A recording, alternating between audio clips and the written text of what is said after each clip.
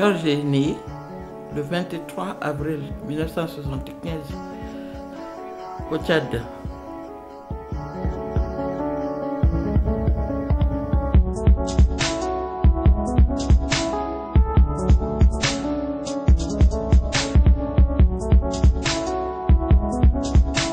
Georges, un jour, il a eu un crayon. Il s'amusait à faire des gribouillages, peu importe. Je lui ai montré comment il devait dessiner. Et ensuite, c'est venu instinctivement.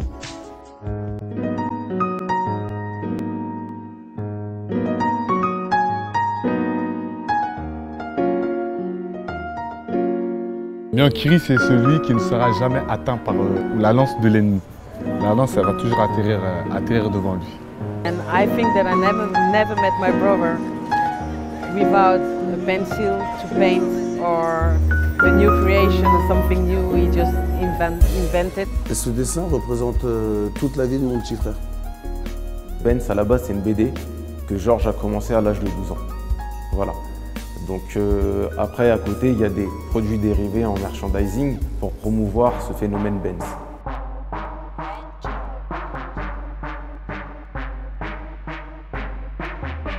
Ça, c'est là depuis 1992, intouchable. Rorty Record, Benz. Mes premières inspirations.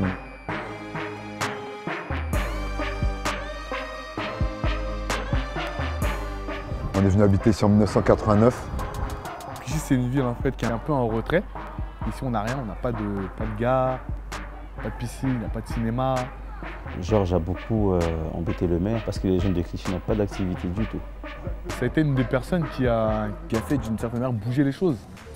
Qui a, comme dit, secoué le cocotier pour pouvoir avoir la noix de coco, tu vois. Pour pouvoir boire un peu ce jus de coco. C'est vrai que Georges avait souvent cette habitude-là pendant les grandes vacances. Comme il y a beaucoup d'enfants souvent qui ne bougent pas ou bien qui restent beaucoup à Clichy, souvent on organisait des barbecues. On a le bois de Bondy en face, on prend un grill, de l'huile, du charbon, voilà, on achète les merguez, du pain, un poste musique ou bien une voiture garée qui met la musique à fond et on s'amuse. Ça, et de long, c'est mon frère. Parce qu'il est toujours comme ça. À chaque fois qu'il fait quelque chose, et il ne se met jamais en avant. Il met les personnes en avant, jusqu'au bout.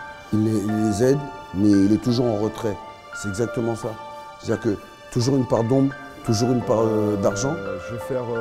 On sait qu'il est là, mais personne ne voit ce qu'il fait. Je l'ai déjà fait. Sur le chemin du respect, m'accompagneront ceux qui savent rester intègres dans la tolérance, ceux qui savent tendre la main aux autres et sont soucieux de leur bonheur. Si on doit définir par une phrase ou un proverbe, c'est vaut mieux être une étoile dans le ciel qu'une bougie dans une maison. Donc essayer d'éclairer le plus de personnes par notre connaissance.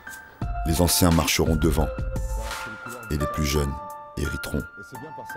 Et c'est sur ce chemin que j'ai rencontré ces âmes pures et tolérantes que sont les vôtres. Je l'ai vu comme un garçon sensible, je l'ai vu comme un garçon intelligent, ouvert sur les autres, sur le monde. Et j'ai vu que c'était un type exceptionnel, comme il y en a peu sur Terre, et avec un vrai altruisme. Il s'intéresse aux autres. Et ça, c'est plutôt génial et plutôt rare chez les artistes. Les artistes sont refermés sur eux-mêmes, ce qui n'est pas le cas de Georges. Quelqu'un qui est sur une colline, tu vois, c'est quelqu'un aussi qui a une vue large, tu vois, sur l'horizon. Georges, c'est ça, en fait. C'est qu'il aime bien avoir une vision large, pouvoir observer, voir un peu tout, sans se concentrer seulement sur un point. Ouais, Georges, c'est un couteau suisse. Il est multicarte, il a du talent comme concepteur, il a du talent pour rassembler des gens, j'ai jamais vu ça, il emmène des régiments de copains et de copines avec lui qui s'investissent dans ses projets. Très bon dessinateur, un très bon peintre, très bon conseiller, niveau communication, il sait comment vendre et faire connaître un client justement par rapport à la situation actuelle. C'est un très bon graffeur.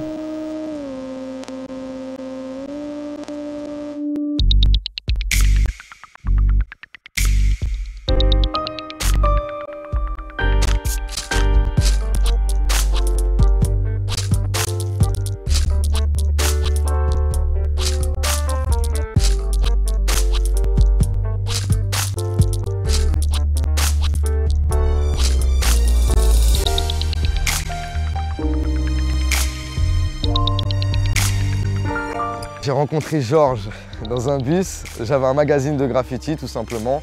Et vu qu'il aimait ça, je lui ai prêté. Et puis là, on s'est mis à discuter. Et voilà, maintenant, on fait des projets ensemble. Il aide les jeunes un petit peu à créer leur entreprise même. Et même au niveau de l'art, quoi, il nous apprend plein de choses. Donc Georges est un chic type.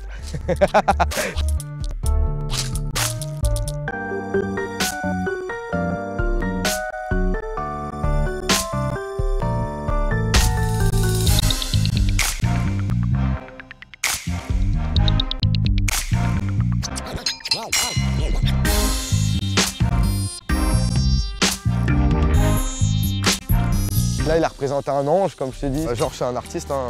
C'est inné chez lui. Hein. Donc, chapeau l'artiste, j'aime beaucoup ses œuvres.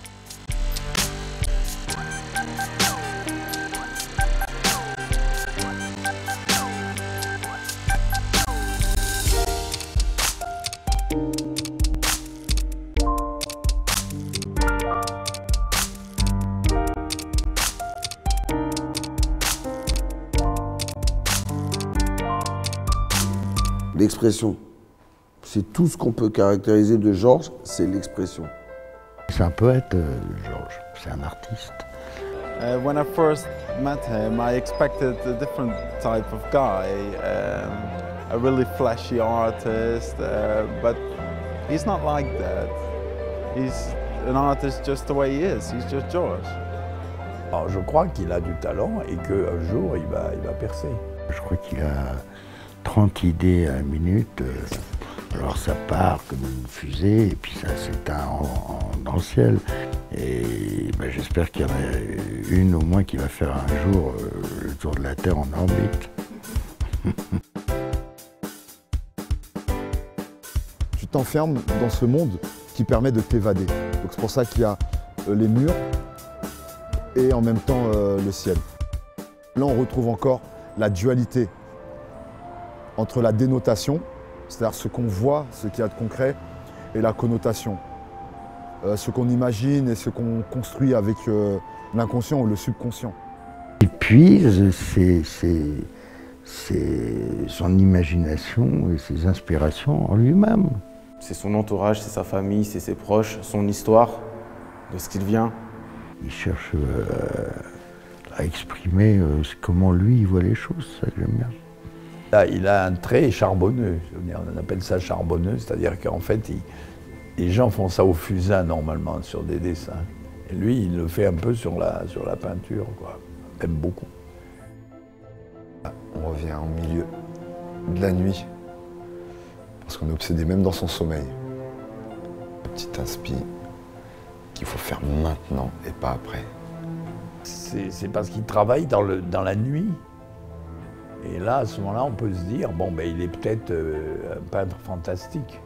Quand on voit les peintures de Georges, on ne sait pas si on est dans la réalité, si on est dans un rêve. Il a représenté des grands axes en fait, de la musique et des événements musicaux qui font partie de la vie.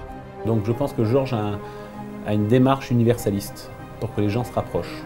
Et pour se rapprocher, on peut ne se rapprocher qu'à travers l'art et encore mieux à travers la musique. Donc il tient la trompette à deux mains, en fait il s'esclaffe, il joue pas quoi.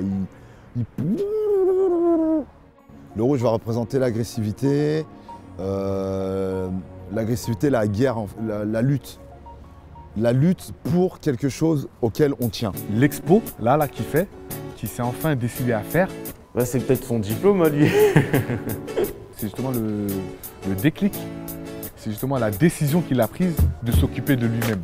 Et ça coulait de source, ça devait arriver un jour ou l'autre. Ça fait un moment qu'il roule sa bosse et je pense que voilà, là c'est un commencement d'autre chose. Là justement, la personne sur la colline voit enfin le résultat de tout ce qu'il a préparé. C'est pour ça que j'ai dit que c'était une explosion. Ça explose, c'est comme si tu emmagasines des choses, tu appuies sur le bouton et bam, ça explose quoi. Il a un petit garçon depuis peu. Il a été artiste, il a créé la vie.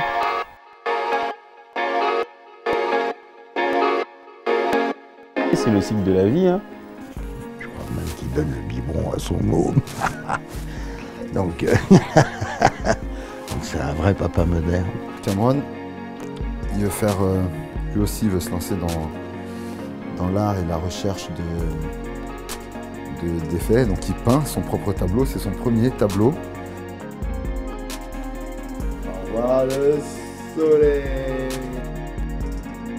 La carte qu'il a en main, qui est la plus forte, c'est la carte de la vie. The only thing I can say is I never met somebody that incredible who's not scared to do anything. So yeah, I think that it says a lot about my brother.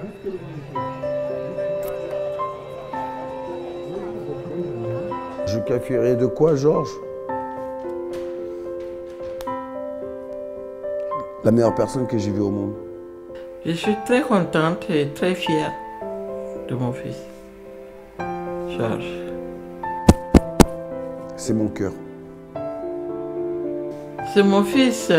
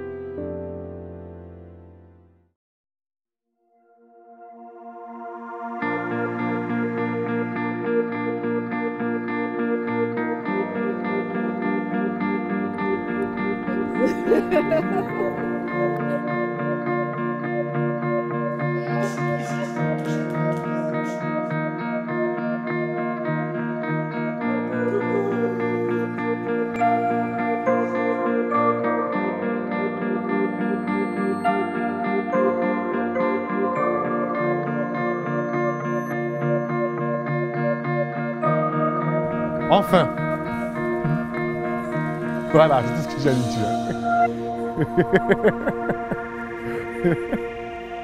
Un chèque de 14 millions. J'ai le côté du pont.